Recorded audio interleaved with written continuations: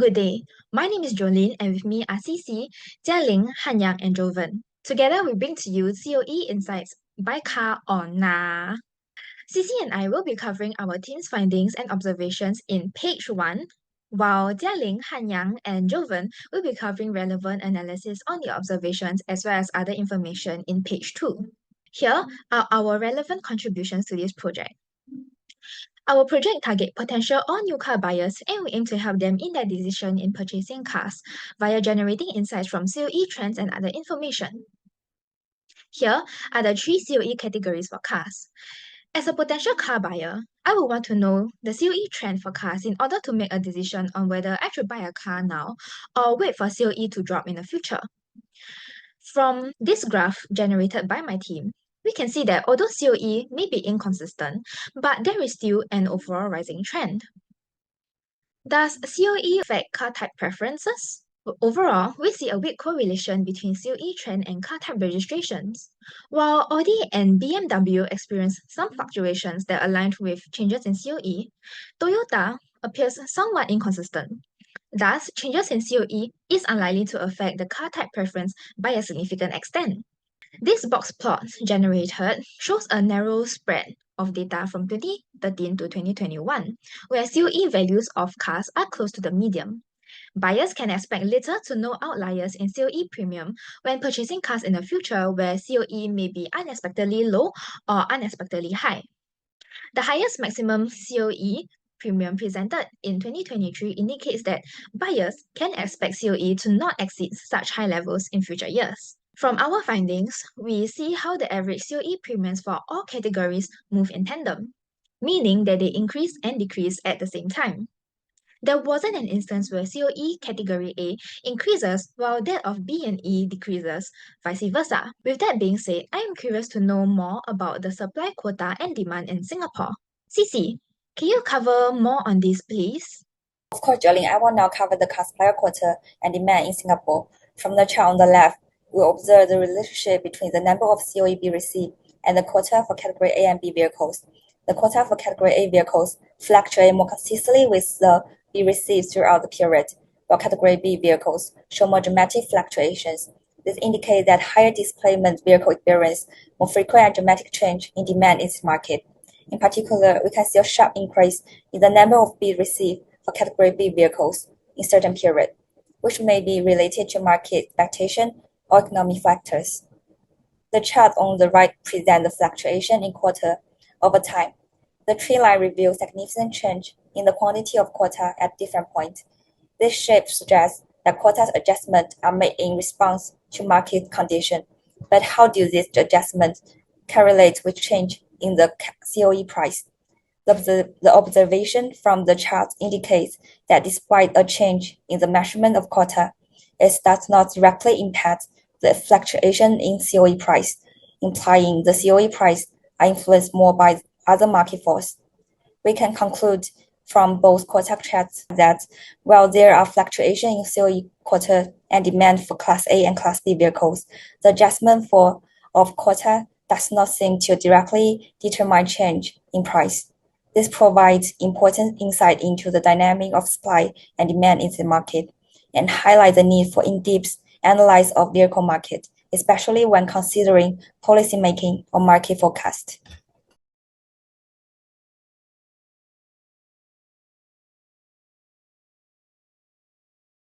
The certificate of entitlement reflects significant trends in vehicle demand and supply.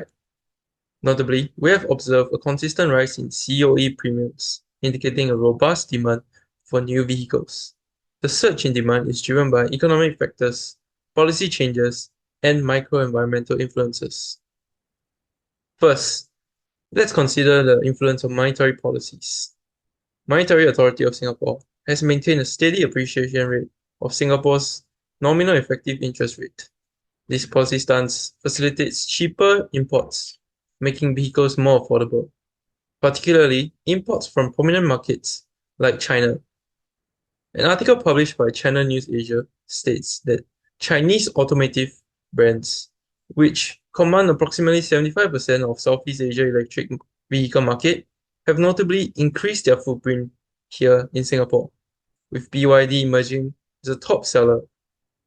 Mr. Edward Robinson, MAS Chief Analyst, confirms that current monetary policy will persist, foreseeing a continued appreciation of the Singapore dollar. This ongoing policy will likely sustain the affordability and popularity of imported vehicles. Moving on to broader economic perspectives, Singapore's GDP growth is a crucial driver behind increased vehicle demand. The increase in national income has empowered more individuals and businesses to invest in new vehicles. Moreover, the resurgence in air travel and tourism since 2024 has invigorated related sectors, including retail and food services. Additionally, a significant rebound in manufacturing, which accounts for about a fifth of our GDP, has further bolstered economic conditions conducive to higher COE premiums. To provide deeper insights into how recent policy adjustments have directly impacted COE premiums, I will hand over to Jialing, who will elaborate on these changes. Thank you, Han Yang. I'm Jia Ling, and now I'll be presenting the policy changes that can influence the COE premium. I'll briefly summarize and share the main point over here.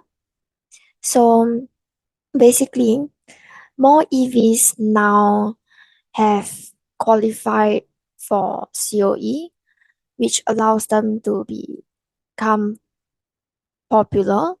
And since EVs have higher tax rebate, it could influence their popularity. And since they are gaining in popularity, there is a hike in the category A COE price. And because of the hike, there is a price difference. The price difference between category A and B have become much narrower. And to further talk about the popularity of EVs, it could be influenced by government trying to encourage the public to adopt electric cars. It has various incentives to entice potential car owners to adopt electric cars, and these can influence the COE premium. Now I'll pass my time on to Jovan for him to wrap up. Thank you, Jia Ling. Now we'll be discussing the effects of the recent GST hike. It's undeniable that an increase in GST has a direct impact on consumers' wallets, effectively decreasing their purchasing power. As the cost of living escalates, big-ticket items like cars often fall lower on the priority list. This decrease in demand triggers a ripple effect, leading to a notable decline in COE premiums. However, we have to consider an alternative perspective. GST doesn't directly apply to regulatory charges, road taxes, and COEs, the major cost components of car purchase. Therefore, it's essential to understand the consumer's mindset. Consumers may actually opt to delay the purchase of such non-taxable items and spend on other items instead. As we wrap up today's discussion on the intricacies of car market in Singapore, it's evident that several factors intersect to shape purchasing decisions. The rising cost of living, driven by GST hikes, has influenced consumer behavior, prompting a shift towards locking in savings rather than front-loading purchases. Government policies also wield considerable influence over COE prices, particularly in the context of phasing out diesel cars and promoting electric vehicles. Yet amidst this, the COE cycle remains volatile, with unpredictable fluctuations challenging even the most seasoned observers. For prospective car buyers, the message is clear. Waiting for COE prices to drop might seem prudent, but recent bid prices defy historical trends. It's more strategic to make decisions based on immediate needs rather than gambling on uncertain price fluctuations. In conclusion, navigating the complexities of the car market in Singapore demands adaptability and informed decision-making. By staying attuned to market dynamics, government policies, and personal needs, we can make choices that are not only financially prudent, but also contribute to a greener, more sustainable future. Thank you for your attention.